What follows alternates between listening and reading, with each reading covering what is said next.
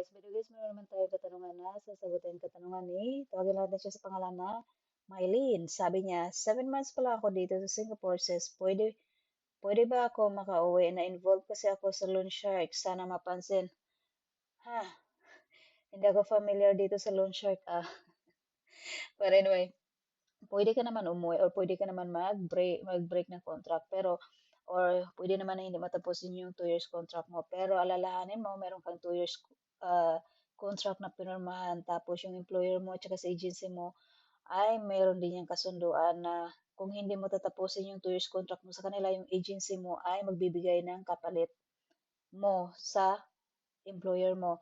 So, kung gusto mo talaga umuwi, 'di ba meron kang standard contract? Tingnan mo yung standard contract diyan, yung nakalagay, yung galing talaga sa MOM. Tapos, ang nakalagay kasi diyan sa standard contract, kailangan kung gusto mong wakasan ng maaga yung iyong 2 years contract, kailangan mong magbigay ng 1 month 1 month in advance resignation letter doon sa employer mo.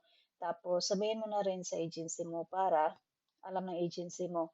So, kailangan ilagay mo yung rason sa resignation letter mo bakit hindi mo tatapusin yung 2 years contract mo. Para hindi ka na magbayad, kailangan mong sabihin yan or sabihin sa employer mo at saka sa agency mo at saka magbigay ka talaga ng 1 month palugit para hindi ka nila sisingilin.